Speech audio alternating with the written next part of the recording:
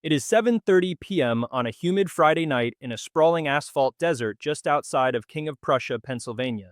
The temperature outside has dropped to 45 degrees Fahrenheit, but as you pull your SUV into a parking space situated exactly 300 yards from a massive target, you notice something that defies the local geography. A building stands alone, glowing with an amber light that feels entirely foreign to the surrounding strip malls. Palm trees, which have no business surviving a Pennsylvania winter, lean at precisely calculated angles.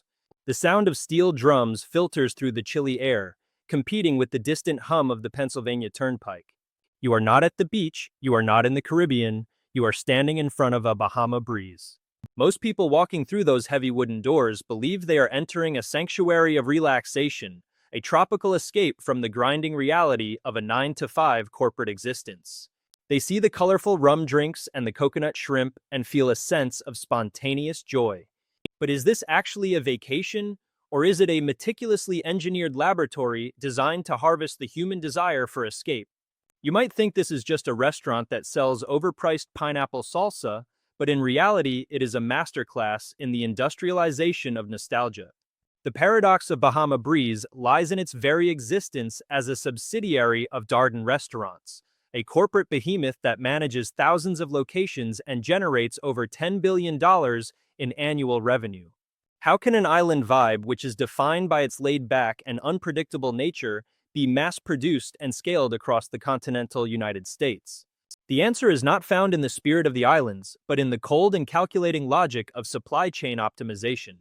Every lime wedge served in a suburban mall in Ohio is sourced, shipped, and sliced according to a manual that is hundreds of pages long. The spontaneity you feel when the live band plays a Bob Marley cover is actually a line item on a quarterly budget report. Consider the signature rum punch. To the casual observer, it is a sweet concoction that signals the start of the weekend. To the strategic analyst, it is a high-margin liquid asset designed to lower the inhibitions of a consumer who has just spent 40 minutes in traffic. Do you really believe that the weathered wood on the walls was aged by the salt air of the Atlantic? Or is it more likely that it was chemically treated in a factory in Georgia to simulate the passage of time for a demographic that is increasingly starved for authenticity? This is where the grand subversion begins. We live in an era where the middle class is willing to pay a premium for the illusion of being somewhere else. Bahama Breeze does not sell food, it sells a temporary suspension of reality. It takes the terrifying vastness of the ocean and the complex history of the Caribbean and shrinks it down to a manageable size that fits comfortably between a cheesecake factory and a movie theater. Does the guest truly want to experience the grit and heat of a real tropical port, or do they only want the version of it that has been sanitized by a multi-billion-dollar corporation? The truth is that we have become so disconnected from the natural world that we prefer the simulation over the original. We crave the predictability of a corporate island over the chaotic beauty of a real one. This restaurant is a monument to that preference. It is a place where you can experience the tropics without ever having to worry about a mosquito or a delayed flight. But how did we get here? How did a company headquartered in the landlocked suburbs of Orlando, Florida, manage to convince millions of Americans that they could find the soul of the Bahamas in a parking lot? To understand this grand design, we must look past the tiki torches and examine the cold, hard reality of the numbers. Bahama Breeze is not an accident of hospitality, it is a weapon of psychological commerce. Is it possible that our need for escape has become so desperate that we no longer care if the escape is real? Or have we simply been trained to accept the artificial as a valid substitute for the genuine? As we peel back the layers of this tropical facade, we find a story of ruthless efficiency and calculated branding that rivals any tech giant in Silicon Valley. The journey from a single test location in 1996 to a national symbol of casual dining dominance was not paved with good vibes, but with data points and demographic surveys. Every square foot of the dining room is designed to move the needle on per guest spending. The lighting is dimmed to exactly the right level to make the drinks look more appealing. The music volume is adjusted to encourage faster table turnover while still maintaining the facade of a party atmosphere. This is the invisible architecture of the Bahama Breeze experience. It is a system that understands your psychology better than you do. If you look closely at the menu, you will see a ballpark figure of over 50 different items, each one tested and retested to ensure maximum appeal and minimum waste. The bottom line is always the same: efficiency is the only god served here. The palm trees may be fake, but the profits are very real. And as we move deeper into the blueprint of this power, we will see that the true magic of Bahama Breeze has nothing to do with the Caribbean and everything to do with the mastery of the American consumer mind. The story of this brand is a mirror held up to our own culture. It shows us what we value, what we fear, and how much we are willing to pay to forget our lives for just 2 hours. But before we can understand the present, we must go back to the beginning. We must look at the ruthless genesis of an idea that turned a suburban parking lot into a billion-dollar tropical empire. This all started with a single calculated risk that changed the way Americans think about dinner. To find the source of this power, we have to look back 30 years to a time when the casual dining industry was on the brink of a revolution. That bizarre scene we witnessed in a frozen Pennsylvania parking lot is no accident.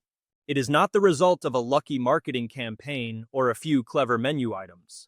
To understand how a suburban strip mall can successfully simulate the soul of 1,000 islands, we must look at the blueprint that was drawn decades ago in the corporate boardrooms of Orlando, Florida. This is not a story about food, it is a story about the construction of an inescapable system. I have spent months dissecting the financial filings and the internal operational manuals of Darden Restaurants, a corporation that controls more than 1,800 locations across North America.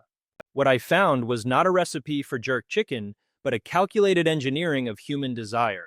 The blueprint of power that sustains Bahama Breeze rests on three strategic pillars.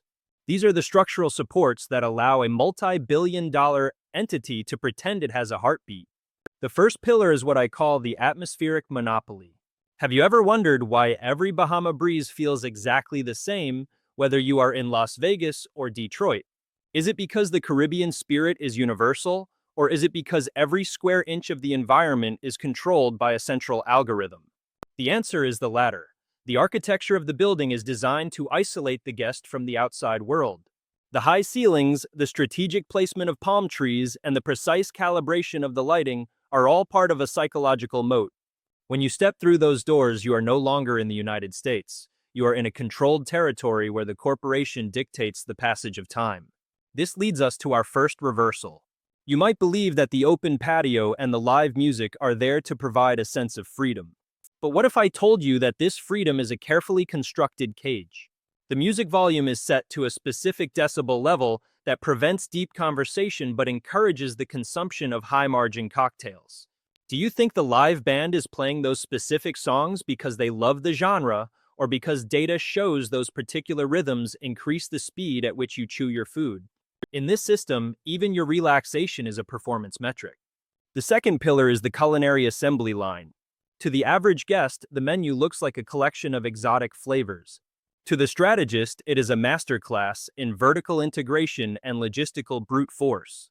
Behind the facade of the open kitchen lies a system of extreme standardization.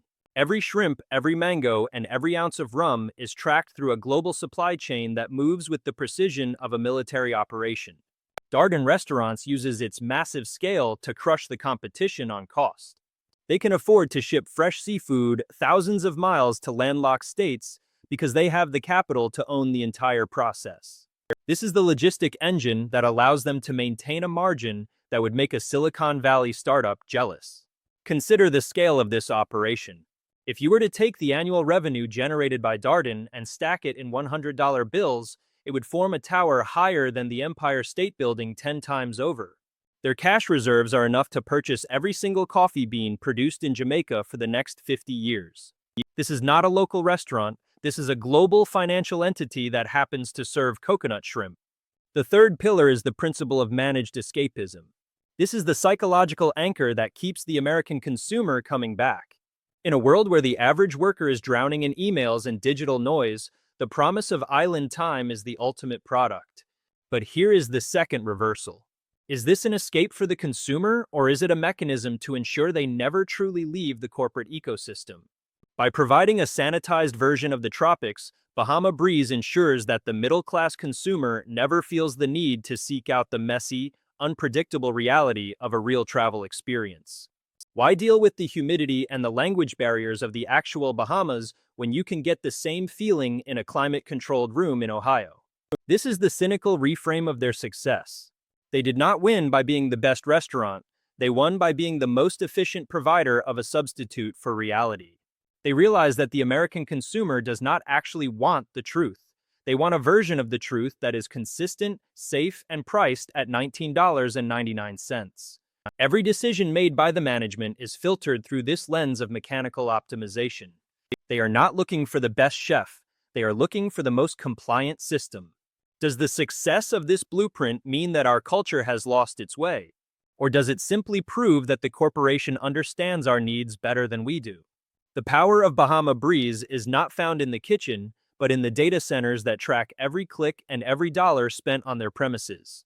They know when you are most likely to order a second drink. They know exactly how many miles a truck must travel to deliver a crate of pineapples at the lowest possible cost. But a fortress this large was not built overnight.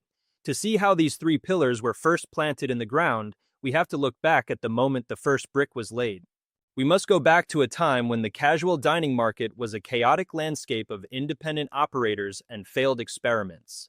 This grand design began with a single, ruthless choice to prioritize the system over the individual. It began with the realization that in the modern world, the simulation is more profitable than the reality. Now we must travel back to the origin of this empire to see how the first wall of this fortress was built. The sophisticated system we have witnessed today is no accident. It is not the result of a sudden creative spark or a romantic vision of tropical nights. To understand the grand design of Bahama Breeze, we must look past the glowing lights of the present and return to the first brick. We must travel back to the mid-1990s, specifically to 1996, in the humid and high-pressure environment of Orlando, Florida. This was not a time of leisure for the executives at Darden Restaurants. They were facing a structural crisis in the American dining market. The casual dining landscape was becoming a crowded parking lot of sameness. Every chain looked like a wooden crate of boring options.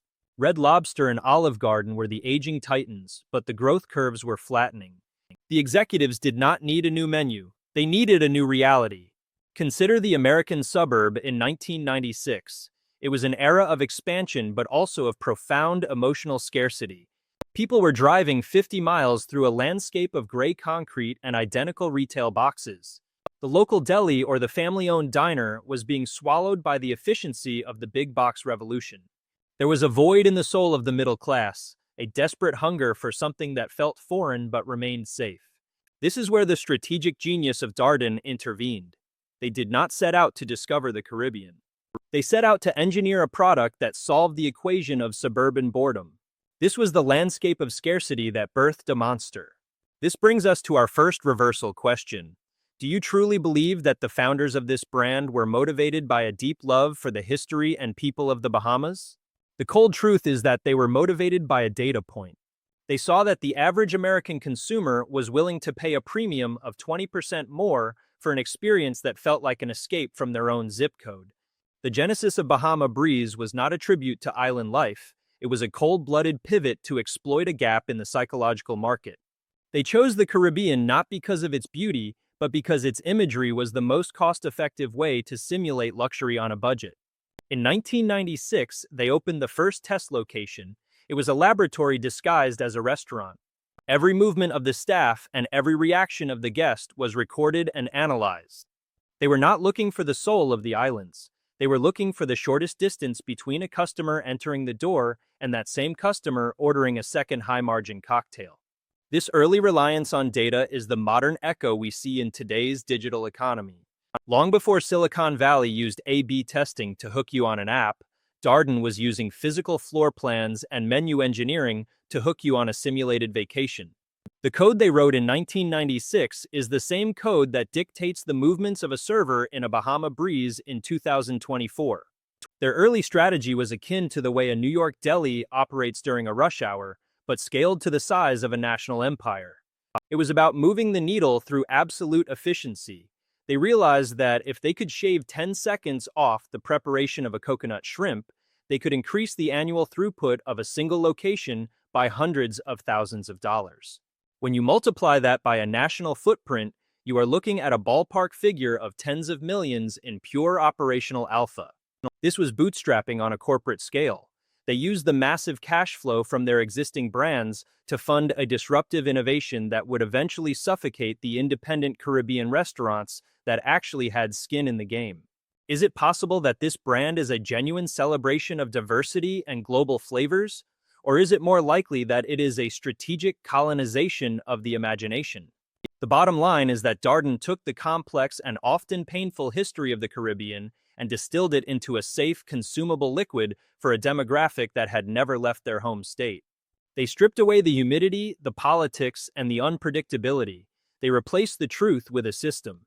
This was the ruthless genesis of the brand. They did not build a bridge to the islands. They built a wall around a parking lot and told us the islands were inside.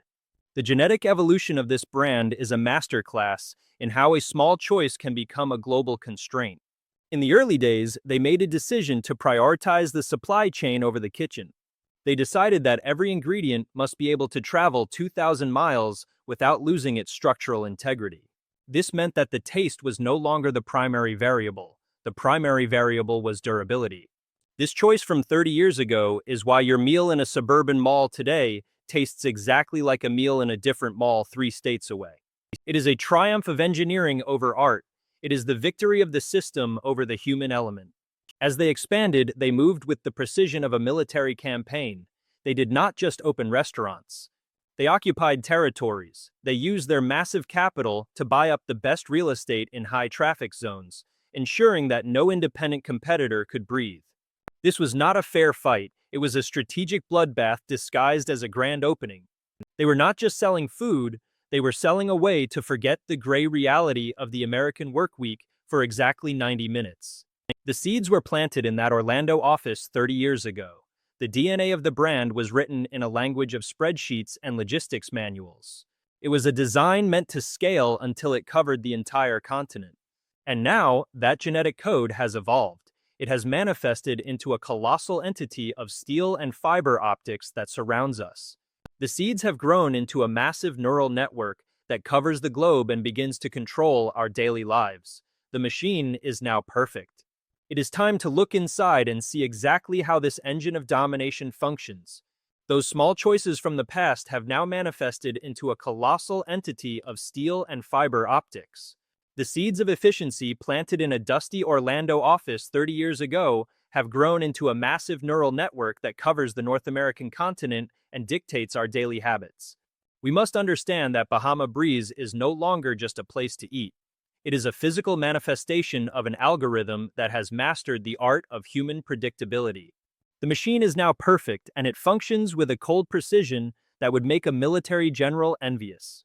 To truly see the internal gears of this engine, we must deconstruct the 3 primary subsystems that allow this brand to dominate the suburban landscape. The first subsystem is the steel nervous system. This is the logistical backbone of Darden Restaurants.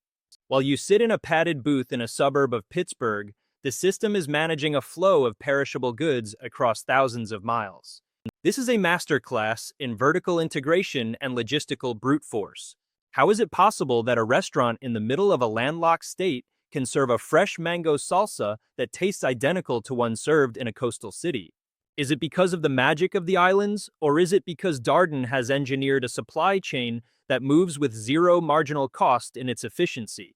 The answer is found in the hundreds of trucks that move every single night, traversing millions of miles across the interstate highway system. They do not just carry food, they carry the data points of every single order placed in real time.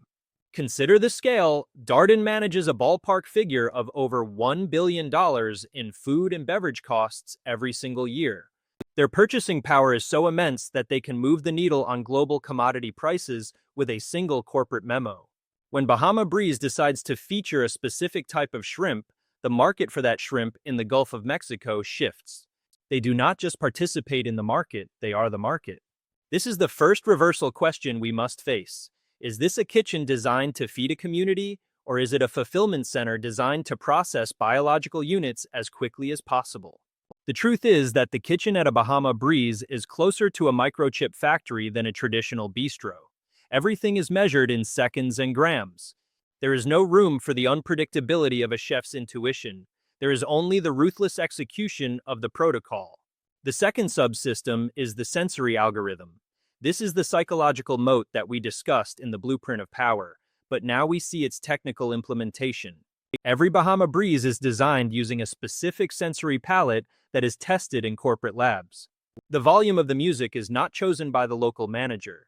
It is dictated by a central server that adjusts the decibel levels based on the time of day and the current table turnover rate. Does the guest believe they are choosing to stay for one more drink, or has the lighting been dimmed by exactly 5% to trigger a specific hormonal response that encourages further spending? We are led to believe that our choices are our own, but in this environment, our free will is just another variable in the equation of revenue per available seat hour. This leads us to the second reversal question. Is the comfort of the booth a gift to the weary traveler, or is it a calculated mechanism to ensure you remain in the ecosystem until your credit card has been maximized? In the world of high-end casual dining, there is no such thing as a random detail. The texture of the menu, the weight of the silverware, and even the scent of the lobby are all part of a coordinated assault on your senses. This is the invisible architecture of dominance. It is a system that understands that the average American is so overwhelmed by the chaos of modern life that they will gladly trade their autonomy for the comfort of a predictable, simulated experience. The third subsystem is the human variable, also known as the organic cog. In the pursuit of absolute efficiency, the role of the employee has been reduced to a set of repeatable motions. The servers and cooks are not artisans, they are operators of a system.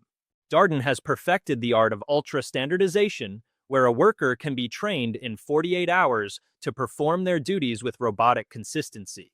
This is the bottom line of the modern service economy. By removing the need for high-level skill, the corporation ensures that every human element is replaceable. They have minimized their skin in the game by making the labor force a fungible asset. When you look at the social media numbers and the customer satisfaction scores, the data suggests that this system is what the people want. The revenue growth rate of Darden consistently outpaces the broader market, proving that the algorithm is working. We are witnessing a shift in the very physics of commerce.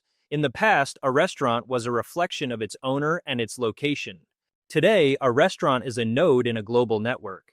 This node is connected to servers in Florida, warehouses in Georgia, and data centers in Northern Virginia.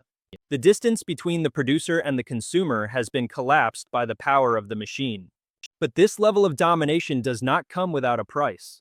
As the system becomes more perfect, the friction between the machine and the real world begins to grow. The absolute efficiency that allows you to have a frozen margarita in a parking lot in Ohio is the same efficiency that is slowly hollowing out the local economies of the towns it inhabits. The strategic bloodbath that we will witness next is not just a battle between corporations. It is a war for the very soul of the American street. The machine has been built, and it is now ready to be unleashed upon its rivals. It is time to see how this engine of domination began to clear the chessboard and ensure that in the future, there is only one version of the islands available to the public. The machine was now perfect, but a perfect machine is not built to stand still. It is built to conquer. The transition from a single test laboratory in Orlando to a national empire was not a peaceful expansion. It was a strategic bloodbath.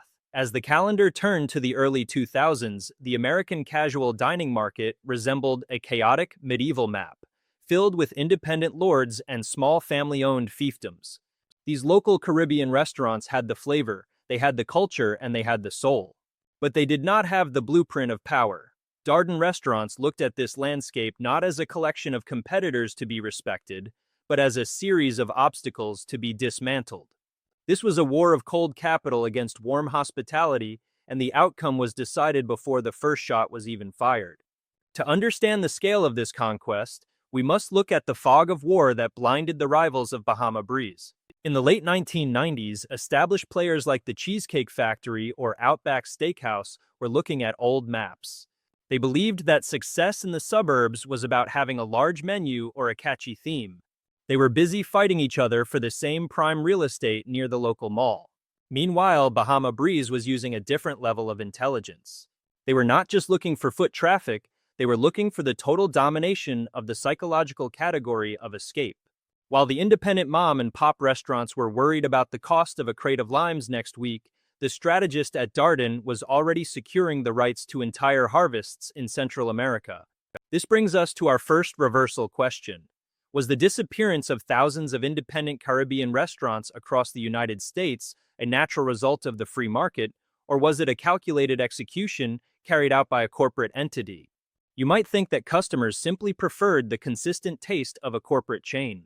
But what if I told you that the game was rigged from the very beginning? This was not a fair fight between a chef and a corporation. This was a siege. The first masterstroke in this strategic bloodbath was the real estate blockade. Darden used its massive credit rating and tens of millions of dollars in cash reserves to sign exclusive leases in the most profitable suburban developments. They did not just open a Bahama Breeze, they ensured that for 10 miles in every direction, no other Caribbean-themed establishment could occupy a high-traffic corner. They effectively starved their competitors of the oxygen of visibility. The second masterstroke was the supply chain starvation. In the world of business, having skin in the game means risking everything on the quality of your product. But Darden changed the rules. They leveraged their scale to force suppliers into exclusive contracts. If you were a high-quality seafood distributor in the Florida Keys, you were given a choice. You could sell your best catch to Darden for a guaranteed long-term contract, or you could try to stay loyal to the small independent restaurants. But the bottom line was simple. Darden had more capital. By securing the premium ingredients at a lower cost, Bahama Breeze could offer a lower price point while maintaining a higher margin. This created a ballpark figure of a 30% price advantage over any local competitor. It was a slow and methodical strangulation of the competition. Is it possible that the massive success of this brand is a sign that the American consumer values efficiency over authenticity? Or is it more likely that we have been systematically deprived of any other choice? This is the second reversal question that cuts to the heart of the strategic bloodbath. We are led to believe that we live in a world of infinite variety. When you walk into a shopping center, you see a dozen different signs and colors. But if you look at the financial data, you realize that most of those signs lead back to the same 3 or 4 corporate boardrooms. The variety is a managed illusion. Bahama Breeze did not win because they had better jerk chicken. They won because they owned the road, the truck, the warehouse, and the land under the building. The purge by efficiency was not just about the food. It was about the destruction of the local business ecosystem. Every time a Bahama Breeze opened its doors, the local independent restaurants within a 20-mile radius saw their revenue drop by 40% within the first year. This was not just a dip in sales, it was a terminal decline. The corporate machine could afford to lose money for 2 years to drive a competitor out of business. The local family could not. This is the ruthless logic of the zero-sum game. In the eyes of the master strategist, there is no such thing as a win-win scenario. There is only market share, and you either take it or you lose it. Consider the aftermath of this campaign. Today, in the suburbs of America, the word Caribbean is no longer associated with a complex geography of over 700 islands and dozens of sovereign nations. It is associated with the orange and gold glow of a Darden subsidiary. The strategic bloodbath has successfully consolidated the imagery of an entire region of the world into a single, predictable product line. The independent voices have been silenced, not by a lack of quality, but by the sheer weight of a capital fortress. They moved the needle so far that the needle eventually broke. The battlefield is now quiet.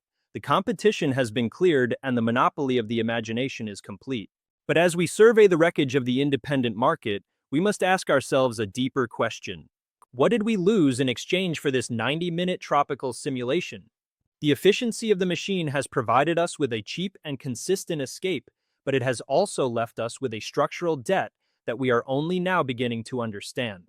The celebration of market dominance is over. Now we are faced with a bill as heavy as the trophies the empire has won. The shadows of this conquest are deep and they are starting to creep into the very foundation of the system. We must now look at the cracks in this perfection and the systemic friction that this giant has created in its wake. The celebration of market dominance is over. Now we are faced with a bill as heavy as the trophies the empire has won. We have spent the last hour marveling at the precision of the machine and the strategic genius of the bloodbath, but every action in the physical world has an equal and opposite reaction. In the world of business, we call this systemic friction. When a corporation like Darden Restaurants moves its massive weight through the delicate ecosystem of American culture, it creates heat. It creates resistance, and eventually it creates a debt that cannot be paid back with quarterly dividends. We are now entering the phase where the efficiency of the machine begins to grind against the reality of the human condition. The shadows of this conquest are deep, and they are starting to creep into the very foundation of the system. Let us look at the first crack in this perfection, which is the commodification of the human worker. In the 1990s, the promise of the service economy was that it would provide a path to the middle class. But as Bahama Breeze optimized its labor model, the worker became just another line item on a spreadsheet, no different from a crate of pineapples or a gallon of cleaning fluid. To maintain their high margins, they implemented a system of hyper-efficiency that tracks every minute of an employee's shift. If a server takes 10 seconds too long to deliver a drink, the algorithm notices. This is not a workplace, it is a digital plantation where the overseer is a line of code. This brings us to our first reversal question. Do you believe that the low price of your coconut shrimp is a gift from the corporation to the consumer? The cold truth is that there is no such thing as a free lunch in a capitalist system. The cost has not been eliminated, it has simply been transferred. The dollars you save at the table are extracted from the physical and mental health of the people who serve you. The low cost of the experience is built on a foundation of low wages and a lack of job security. The strategic mastermind at the head of the company calls this labor optimization, but we must call it what it really is, which is the externalization of human cost. The second crack is the environmental debt of the simulation. To maintain the illusion of the islands in a suburban parking lot, Bahama Breeze must fight against the laws of nature. They must ship millions of pounds of exotic ingredients across thousands of miles every single day. The carbon footprint of a single frozen margarita is a ballpark figure of several pounds of carbon dioxide when you account for the global supply chain required to produce it. They use massive amounts of energy to maintain a temperature of 72 degrees Fahrenheit in buildings that are designed to look like open-air huts. This is the structural paradox. To celebrate the beauty of the tropics, they are contributing to the very climate shifts that are destroying the actual islands. Is it an act of appreciation, or is it an act of consumption that destroys the object of its affection? This leads to our second reversal question. Is this brand a sign of progress in the globalization of taste? Or is it a sign of a structural friction that is hollowing out the diversity of our world? We are led to believe that having a Bahama Breeze in every town is a victory for the consumer. But if every town has the same menu, the same music, and the same atmosphere, then the very concept of travel becomes meaningless. We have traded the authentic for the convenient, and in doing so, we have lost the ability to appreciate the friction of the real world. The giant has moved the needle so far toward predictability that we have forgotten how to handle the unpredictable. The systemic friction also manifests in the way this brand handles its data. Every time you use their loyalty app or pay with a credit card, you are handing over a piece of your identity to a machine that never forgets. They know your ballpark figure of annual income. They know how many miles you are willing to drive for a discount. They use this information to build a psychological profile that allows them to manipulate your future choices. This is not hospitality, this is a surveillance state with a happy hour. They have built a capital fortress that is not just made of bricks and mortar, but of the digital shadows we leave behind. As we look at the hidden balance sheet of this empire, we see that the true cost of their success is being paid by the community. When the local independent Caribbean restaurant dies, the wealth of that community is drained and sent back to the corporate headquarters in Orlando. The cultural ink that writes the story of your town is being replaced by a standardized font. This is the systemic friction of the big box revolution. It is the victory of the system over the soul. But the giant is not stopping. Even as the cracks grow and the friction increases, the engine continues to turn. They are now looking at the next 10 years, and their plans are even more ambitious. They are moving beyond the parking lot and into the very fabric of our digital lives. The shadows are deep, but we must look directly into them if we want to understand what is coming next. We must face the final verdict of the strategist and decide for ourselves what this system means for our future. The blueprint is complete and the machine is running at full speed. Now we must find our place within the grand design. The shadows are deep and the system is rigid, but we cannot afford to simply stand still and criticize. We have traveled from the humid parking lots of Pennsylvania to the cold data centers of Florida, and what we have found is not just a restaurant. We have uncovered a blueprint for the modern age. This is the grand synthesis of our journey. Bahama Breeze is not merely a place that serves coconut shrimp and frozen margaritas. It is a manual on how to convert human desire into digital power. It is a perfect manifestation of the principle that in a world of chaos, the person who provides the most consistent simulation of peace will eventually own the market. We are no longer talking about the hospitality industry, we are talking about the industrialization of the human soul. This leads us to the strategic playbook of the mastermind. As we look at the ruins of the independent market and the rise of this corporate giant, there are three immutable laws that we must understand if we wish to survive in this landscape. These are not just business lessons, they are the physics of the 21st century. The first law is the law of invisible chains. You might believe that your choice to walk into a Bahama Breeze is a sign of your personal freedom.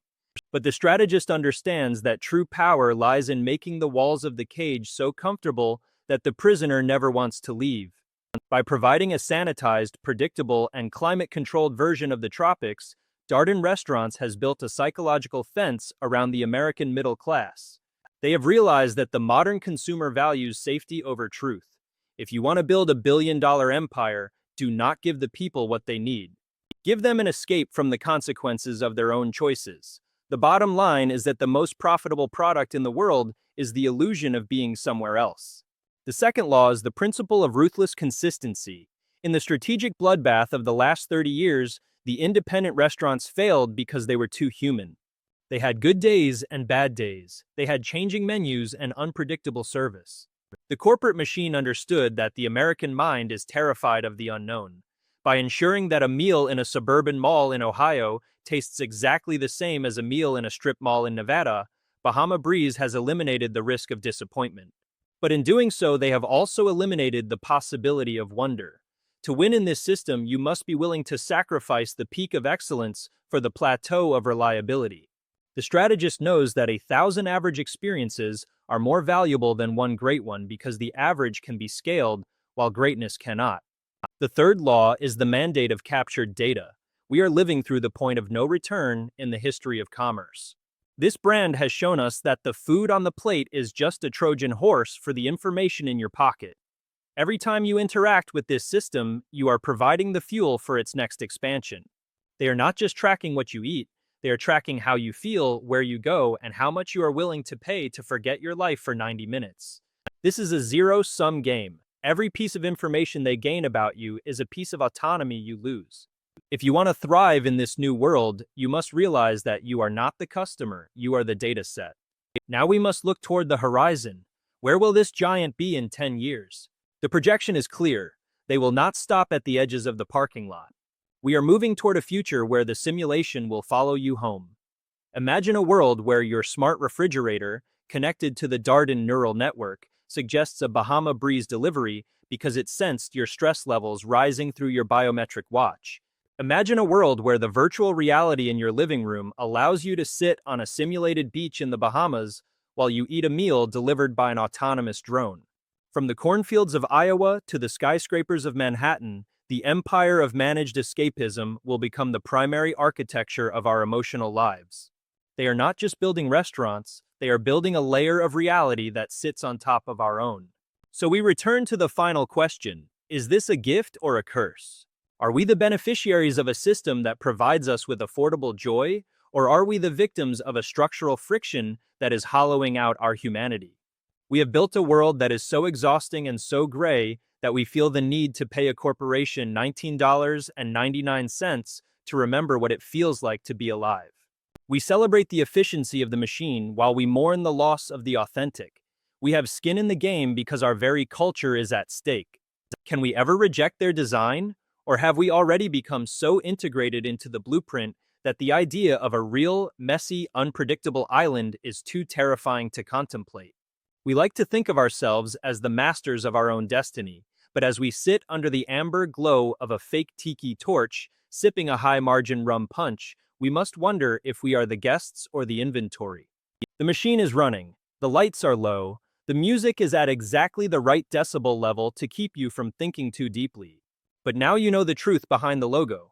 The choice is yours, but remember that in this system, even your choice has already been predicted. This was behind the logo.